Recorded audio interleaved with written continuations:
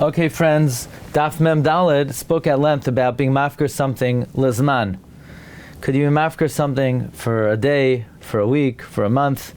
The Shulchan Aruch paskins in Chosh Mishpat Siman Reish Ayin Gimel Sif Yud. Hefker lizman works.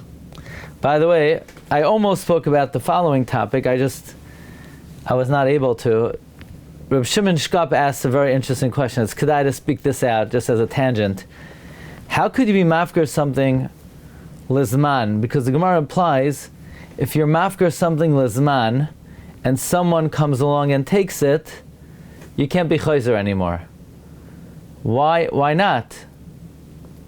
In other words, Reb Shimon Shkop has the following question. The Gemara implies that if you're mafkir lizman mesuyam, it's a good hefker. It's a good hefker. But if the way hefker works is that you remove your ownership from it, how could you, so to speak, remove your ownership and then it's yours again? How does hefker lizman work, right? There's an idea that we see, tehei sadazu mufkaras liyayim echad. What do you mean? If hefker is, okay, I'm not the owner, I remove my bailas, so exactly how do you get it back when the hefker is over? What is this what is this procedure of hefker lizman? Reb Shimon Shkop says, from here we see, hefker is not the removal of bailas. Hefker is chalois reshus hefker, meaning there is a owner. His name is hefker. You could own something, or hefker could own it. So when you render something owner, you shaft, you create a chalois of hefker for however long you made it hefker from.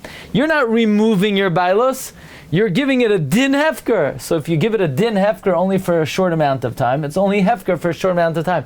In other words, Rav Shimon Shkop does not look at it like we would typically, that you're removing your sovereignty, your domain from it. In any event, the Gemara talks about being mafkir lizman.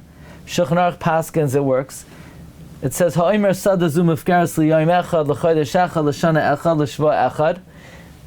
Until someone comes along, you could retract. When someone comes along, you can't retract. The Sma explains, even though in general you're not allowed to retract after 3 days, however, that's if you were mafkir it for good. Then you can't retract after 3 days.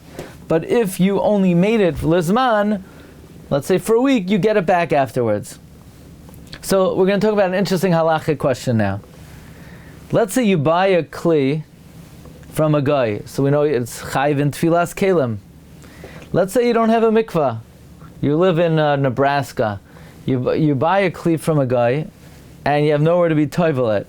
Could you be, so now what do you do? Is there any way you could possibly use the kli? Maybe you could use the following eitzah. Could you be mafkir the kli for a week? I'm going to be in Nebraska for a week. I have a glass. I have a metal kli. I need to use it to drink. So maybe I can be mafkir it for a week. Obviously, I don't want to be mafkir it for good. I'll be mafkir it for a week, for as long as I'm going to be stuck without being able to be toivel it. Then when I get to a place of a mikvah, in other words, you're right, maybe you can be mafkir forever, but then you'll never be mekayim in the midst of tefillas kelim. So I only want to be mafkir until I get to a lake. And then when I get to a lake, I'll be chayzer from the hefker, and I'll be toivel it. So it's an interesting shaila. Why? Why should you maybe not be able to do it? If you look in the Shulchan Aruch and Archaim Siman Shin Chav Gimel, there's a machlokes. Are you allowed to be toivel a kli on Shabbos? And the Shulchan Aruch says, you know what you should do? Give the kli as a gift to a guy, and then borrow it from him, and then you'll be allowed to use it because it's not yours, it's his. Only the kli of a Jew needs tefillah, not the kli of a guy. That's the eitzah the Shulchan Aruch gives if you're stuck without tefillas kelim. Give a matana to a nachri, and then borrow it from them. By the way, that's an eitzah that we use if let's say, these big popcorn machines, do they need tefillah? So what you can take this massive popcorn machine, you're going to put it in a mikvah. So what do? One eitzah is, you give it to a guy as a matana, and then you borrow it from him. This is any appliance that if you dip in water would destroy it. So, it's interesting. Is it attached to the ground? Is it considered? Okay. You plug it attached? There are those who say that a appliance that plugs into the wall, so it's considered connected to the house, it's a mechuber lekarka and it doesn't need tefillah. There is such a svara. And some say that for electrical appliances, that it will get ruined if you're toivel it. So it's a hefsid. Lamaisa, it's not true. It will only get ruined if it's computerized. A regular electric plug, nothing ever happened to any kli that was toivel in a mikvah.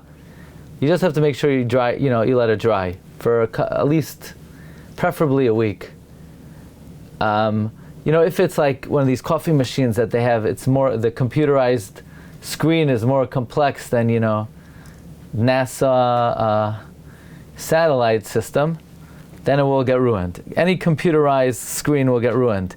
But stam, let's say, the George Foreman, nothing happens to them, or the waffle machines. But there are those who are makel regarding electrical appliances, and one eitzah would be that you give it to a guy and then you borrow it. But why doesn't the Shulchan Aruch say if you're stuck on Shabbos, instead of giving it to a guy, that means you have to find a guy, explain to him you're giving him a gift, and then convince him to lend it to you? Why don't you do a simple thing? Be mafkir it for Shabbos. Just be mafkir it. So in the Sefer Ateras Moshe, let me bring it up here. In Charles Shabbos Ateras Moshe of Rav Lamberger, he says, V'hai dina dim shachach v'lahitva al-kibar of Shabbos or of Yom Tov. The Mordechai says, and then Shulchan Aruch says, give it to a guy b'matana, and then borrow it, and you could use it. So he wants to know, Lama lo yatsu lahafkar akli? Why didn't the Shulchan Aruch just say be mafkar it? So according to Chassam Sofer, that says hefker means that you have to take it out of your reshus,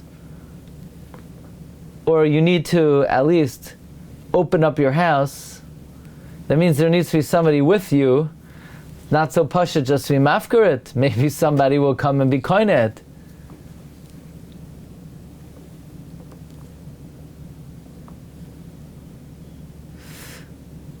So Rav Nissen Karelitz in Chut Hashani in Hilchos Tevilla, he says from the fact that the Shulchan Aruch did not give the eitzah of being mafkar, he only gave the eitzah of giving as a matana, that's mashma, it's not going to help to be mafkar it.